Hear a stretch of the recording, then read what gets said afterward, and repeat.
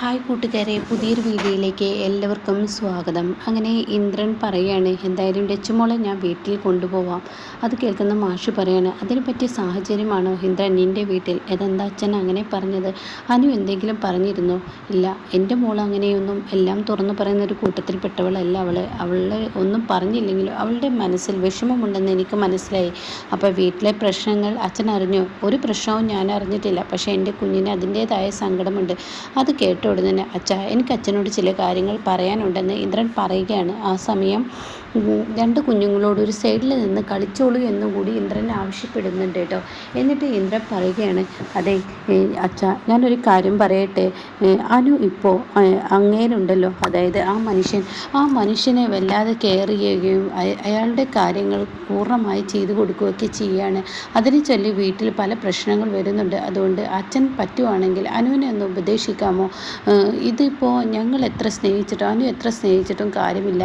ആ മനുഷ്യനെ അംഗീകരിക്കേണ്ടത് അങ്ങരുടെ ഭാര്യയും അതുപോലെ തന്നെ അവരുടെ മക്കളുമാണ്. ഇത് രണ്ടും അംഗീകരിക്കാത്തോടത്തോളം അനു എന്ത് തന്നെ അച്ഛന് ചെയ്തു കൊടുത്താലും അതിൽ യാതൊരു കാര്യവും ഉണ്ടാവില്ല എന്ന് അനുവിനോടൊന്ന് പറഞ്ഞു കൊടുക്കാമോ എന്ന് ചോദിക്കാൻ കേട്ടോ.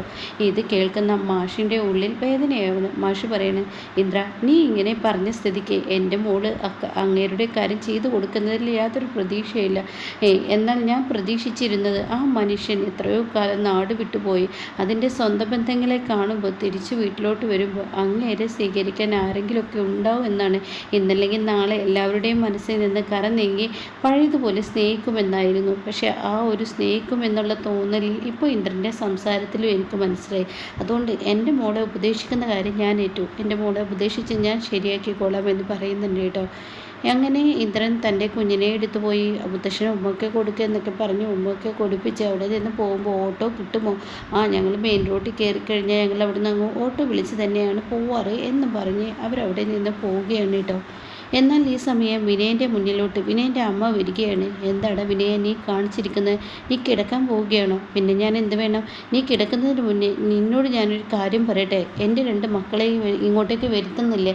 അവരെ വിളിക്കുന്നില്ല, അവരുടെ വിവരം നീ തിരക്കുന്നില്ല. അതിനൊന്നും ആവശ്യമില്ല. അവരവരുടെ വീട്ടിലാണ്. അവരുടെ വീട് അവിടെ അല്ലല്ലോ, ഇവിടെയാണ് അവരുടെ വീട്. അവിടെ അല്ലെങ്കിലും ഇവിടെ അല്ലെങ്കിലും ഞാനൊരു കാര്യം പറയും. ഇത് അച്ഛൻ്റെ വീടാണെങ്കിൽ അത് അമ്മയുടെ വീടാണ്.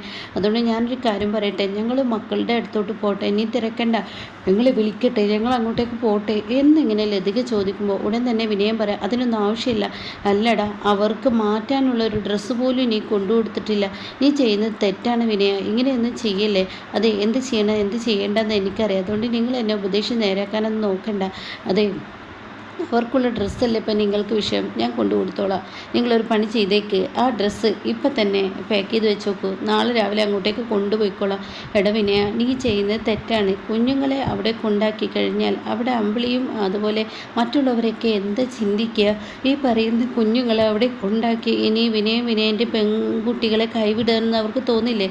അത് കേൾക്കുന്നതിനോടുകൂടി ഉടൻ തന്നെ വിനയൻ പറയാണ്, അങ്ങനെ തോന്നിയാലും കുഴപ്പമൊന്നുമില്ല, അതവരുടെ അമ്മ വീടല്ലേ, അമ്മ വീട് അവിടെ അല്ലല്ലോ, പഞ്ചരത്നത്തിലല്ലേ. ഇതിപ്പോൾ ദാസിൻ്റെ വീട്ടിലല്ലേ അവർ നിൽക്കുന്നത്. എന്ത് തന്നെ ആയാലും ആരും ഉപദേശിക്കാനൊന്നും പോകണ്ട. എന്തായാലും അവരവിടെ നിൽക്കട്ടെ. അവരുടെ അമ്മക്ക് വേണ്ടാത്തതല്ലേ, അവരുടെ അമ്മക്ക് വേണ്ടെങ്കിൽ അവരുടെ അച്ഛനെ നോക്കിക്കൂടെ? അതെ, എനിക്ക് എൻ്റെ മോനെ നോക്കിയാൽ മതി, അവരെ നോക്കാനൊന്നും എന്നെക്കൊണ്ട് പറ്റത്തില്ല. അവരുടെ അമ്മക്ക് വേണ്ടെങ്കിൽ അവരുടെ നോക്കേണ്ട ഉത്തരവാദിത്തം അവരുടെ അമ്മ വീട്ടുകാർക്കാണ് എന്ന് പറയുന്നുണ്ട് കേട്ടോ. ഈ സമയം ഇതിൻ്റെ ഈ വാക്കുകൾ കേൾക്കുമ്പോൾ ഒട്ടും തന്നെ ഇഷ്ടപ്പെടുന്നില്ല ലതികയ്ക്ക്. അങ്ങനെ ലതിക, ഈശ്വര ഇനി എന്താ ചെയ്യുക എന്ന ആ മനോഭാവത്തിലാണ് കേട്ടോ. എന്നാൽ ഈ സമയം ശ്യാം ഒരുപാട് തവണ സോനയ്ക്ക് വിളിക്കുകയാണ്, ഫോൺ എടുക്കുന്നില്ല. അപ്പോൾ സത്യൻ അങ്ങോട്ടേക്ക് കയറി വരുന്നുണ്ട്. സത്യൻ ചോദിക്കുകയാണ്, എന്താ പ്രശ്നം എന്ന് ചോദിക്കുമ്പോൾ അതിന് മറുപടി പറയാണ്, ശ്യാമേ, ഒത്തിരി നേരമായി സോനയ്ക്ക് ഞാൻ ഫോൺ വിളിക്കുന്നു, പക്ഷെ അവൾ ഫോൺ എടുക്കുന്നില്ല. അവൾക്ക് എന്താ പറ്റിയതെന്ന് മനസ്സിലാവുന്നില്ല. ആ സമയം ഉടൻ തന്നെ, ശ്യാമ നീ ഇങ്ങനെ ടെൻഷൻ ആവണ്ട, എല്ലാം ഞാനായതുകൊണ്ട് അവൾ ഫോൺ എടുക്കാത്ത, എൻ്റെ ഫോണായതുകൊണ്ട് അവൾ മനഃപൂർവ്വം എടുക്കുകയാണ്. അപ്പോൾ അത് കേട്ടോടെ തന്നെ നീ എന്തിനാണ് ശ്യാമ ഇങ്ങനെ വിലയില്ലാതെ അവൾക്ക് വിളിക്കുന്നത്? അതെ, എൻ്റെ ശ്യാമങ്ങൾ ഒത്തിരി നേരമായി കിടന്ന് കരയുന്നു, അവൾ അമ്മയെ ചോദിക്കുന്നു. അപ്പോൾ കുഞ്ഞിനോടൊരു മറുപടി പറയണ്ടേ? അവൾക്ക് സത്യത്തിൽ ഉച്ചവരെ പണിയുള്ളൂ, അത് കഴിഞ്ഞാൽ വേണമെങ്കിൽ എടുത്താൽ മതി. എന്നാൽ അവൾ എങ്ങോട്ടെങ്കിലും പോകുന്നുണ്ടെങ്കിലും പണിയെടുക്കുന്നുണ്ടെങ്കിലും ഒന്ന് വിളിച്ചു പറഞ്ഞൂടെ? അല്ലെങ്കിൽ എൻ്റെ ഫോൺ എടുത്തൂടെ? ഷാമിനി ഇങ്ങനെ ടെൻഷനാവാതെ, അവൾ കൊച്ചു കുഞ്ഞൊന്നല്ലല്ലോ, രാത്രിയായില്ലല്ലോ, അവൾ ഇങ്ങോട്ടേക്ക് എത്തിക്കോളൂ എന്ന് പറയുമ്പോൾ സോന വന്ന് കയറുന്നു കേട്ടോ. സോനയെ കണ്ടപാട് ഷ്യാമ ഓടിച്ചെന്ന്, എന്താ ഞാൻ ഫോൺ അടിച്ചാൽ നീ എടുക്കാതെ, നീ നേരം ഒഴുകുന്ന വിവരത്തെക്കുറിച്ച് എന്നോടൊന്ന് പറഞ്ഞൂടെ? ഓ, ഞാൻ പറയേണ്ടവരോട് പറഞ്ഞിട്ടുണ്ട്, എൻ്റെ അമ്മയോട്. നിൻ്റെ അമ്മയോട് പറഞ്ഞാൽ നിൻ്റെ അമ്മ മാത്രമേ അറിയുള്ളൂ, ഈ വീട്ടിലുള്ള മറ്റുള്ളവരൊന്നും അറിയില്ല. അതിൻ്റെ ആവശ്യമില്ല, ഈ വീട്ടിലുള്ള എൻ്റെ അമ്മ മാത്രം അറിഞ്ഞാൽ മതിയെന്ന് സോന പറയണത് കേൾക്കുന്ന സത്യം ചോദിക്കുക, എന്താ സോന നീ ഇങ്ങനെ സംസാരിക്കും? നിൻ്റെ ഭർത്താവല്ലേ? ഭർത്താവാണെങ്കിൽ ഭർത്താവ് സ്വന്തമായി ഒരു വീടെടുത്ത് അവിടെ കൊണ്ടുപോയി താമസിപ്പിക്കണം. ഈ വീട്ടിൽ താമസിക്കുമ്പോൾ എൻ്റെ അമ്മയുടെ വാക്കുകൾക്കാണ് വില നൽകുക. എൻ്റെ അമ്മ എന്ത് പറയുന്നോ അത് കേട്ടിട്ടാണ് എനിക്കിവിടെ നിൽക്കാൻ പറ്റത്തുള്ളൂ. പിന്നെ ഇയാൾ വീടെടുത്ത് വേറെ താമസിപ്പിക്കുകയാണെങ്കിൽ ഇയാൾ പറയുന്ന വാക്കുകൾക്ക് ഞാൻ വില കൊടുക്കുമെന്ന് പറഞ്ഞ് അവിടെ നിന്ന് പോകുമ്പോൾ ഷ്യാമിന് വല്ലാത്ത സങ്കടമാവുകയാണ് കേട്ടോ. തൻ്റെ ഭാര്യയുടെ ഈ ഒരു സ്വഭാവം ഒട്ടും തന്നെ ഷ്യാമിന് ഇഷ്ടപ്പെടുന്നില്ല. എന്നാൽ ഈ സമയം ഇപ്പുറത്താണെങ്കിലോ അമ്പിളിയെയും രഘുവിനെയൊക്കെയാണ് കാണിക്കുന്നത്. അമ്പിളി പറയണേ, ഇപ്പോൾ കണ്ടില്ലേ വിനയൻ്റെ സ്വഭാവം കാണിച്ചു വെച്ചാൽ എന്ന് പറയണേ, അച്ഛനെ പറ്റിച്ചത് കണ്ടില്ലേ? എന്നെ പറ്റിച്ചിട്ടൊന്നുമില്ല, അവൻ ഇങ്ങോട്ടേക്ക് വന്നപ്പോൾ തന്നെ എനിക്ക് കാര്യങ്ങൾ മനസ്സിലായി. ആർച്ചക്കും ഭദ്രക്കും അതിനുമാത്രം പനിയൊന്നുമില്ല, അവർ ഡോക്ടറെ കൊണ്ടുപോകാനുള്ള പണിയൊന്നും ഉണ്ടായിരുന്നില്ല. അപ്പം അതിനർത്ഥം എന്താണ്? അവൻ എൻ്റെ കുഞ്ഞുങ്ങളെ നോക്കില്ല എന്ന് എനിക്ക് മനസ്സിലായി. വിനയം പഴയ വിനയനിലോട്ട് പോവുകയാണ്. അവൻ എൻ്റെ മക്കളെ ഇവിടെ കൊടുന്നാക്കിയപ്പോൾ ഞാൻ അവരെ ഇവിടെ കിട്ടിയ സന്തോഷത്തിലാണ് ഞാൻ ഇരിക്കുന്നത്. അത് കേൾക്കുന്ന രഘു പറയാണ്, അതിനെന്താ അമ്മാവ, ചിരുവിൻ്റെ മക്കളെ ഞങ്ങൾ നോക്കിക്കോളാം. എല്ലാം അമ്പിളി നോക്കില്ലേ എന്ന് പറയുമ്പോൾ അമ്പിളിയുടെ മുഖത്ത് ഒരു പരവേഷം കേട്ടോ. അമ്പിളിക്ക് നോക്കാൻ ഒരു ബുദ്ധിമുട്ടുള്ളതുപോലെ ഞാൻ നോക്കിക്കോളാം എന്ന് അമ്പിളി ഇങ്ങനെ പറയുകയാണ്. അത് മാഷ് ശ്രദ്ധിക്കുന്നുണ്ട്. അങ്ങനെ മാഷ് പറയണേ, അത് ആരും തന്നെ നോക്കേണ്ട, ഇപ്പോൾ മഞ്ചാടിയുടെ എക്സാം കഴിയട്ടെ, അത് കഴിഞ്ഞതിന് ശേഷം ഞാൻ വീട്ടിലോട്ട് പോയിക്കോളാം, പഞ്ചരത്നത്തിലോട്ട്. പിന്നെ അവിടെ പോയിട്ട് ഞങ്ങൾ മക്കളെ നോക്കിക്കോളാം. അത് നല്ലതാണ് അച്ഛാ, ആർച്ചയും ഭദ്രയും അവിടെ താമസിക്കട്ടെ എന്ന് പറയാണ്. അപ്പോഴേക്കും ഉടൻ തന്നെ രഘു പറയണം, മഞ്ചാടിക്ക് എക്സാം കഴിഞ്ഞാൽ വേറെ കോഴ്സിന് ചേരേണ്ടി വരില്ല, അത് അപ്പോഴത്തെ കാര്യമില്ല, അപ്പം നോക്കാമെന്ന് പറയാൻ കേട്ടോ.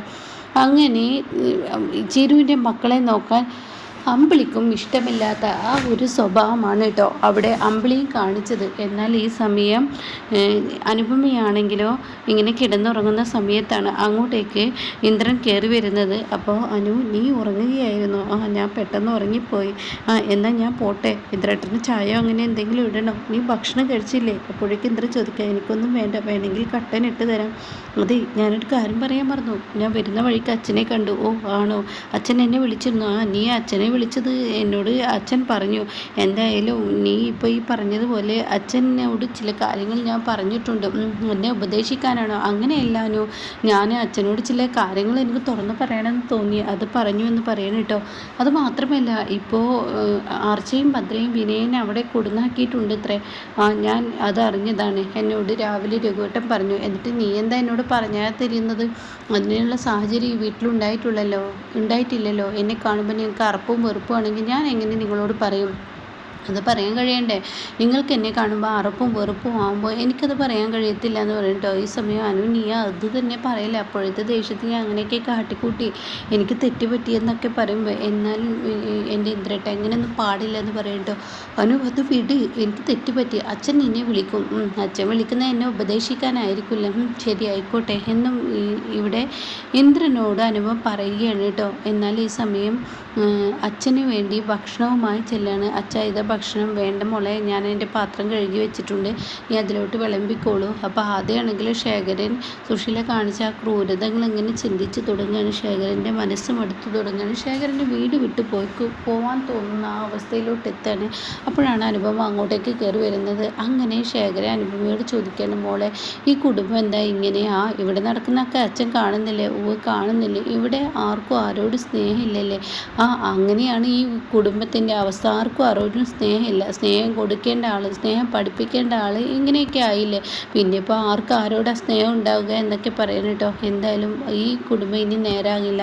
ഈ കുടുംബം നേരാവണമെന്നുണ്ടെങ്കിൽ സുശീലയുടെ മരണം അതിനോട് കൂടിയായിട്ടായിരിക്കും നേരാവുമെന്ന് പറയുമ്പോൾ, ആയിരിക്കും അച്ഛാ, എൻ്റെ ഒരു ആഗ്രഹം ഉണ്ടായിരുന്നു, അവർ ജീവിച്ചിരിക്കുമ്പോൾ തന്നെ എനിക്ക് ഈ കുടുംബം നേരാക്കണമെന്ന്. പക്ഷെ അത് നടന്നില്ല, ഇനി എന്ത് ചെയ്യാൻ, ആരോട് പറയാൻ എന്നൊക്കെ ഇങ്ങനെ പറയുന്നുണ്ട് കേട്ടോ. അപ്പോൾ ഇങ്ങനെയൊക്കെയുള്ള ഒരു എപ്പിസോഡാണ് ഇപ്പോൾ ലാസ്റ്റ് വന്നിരിക്കുന്നത്.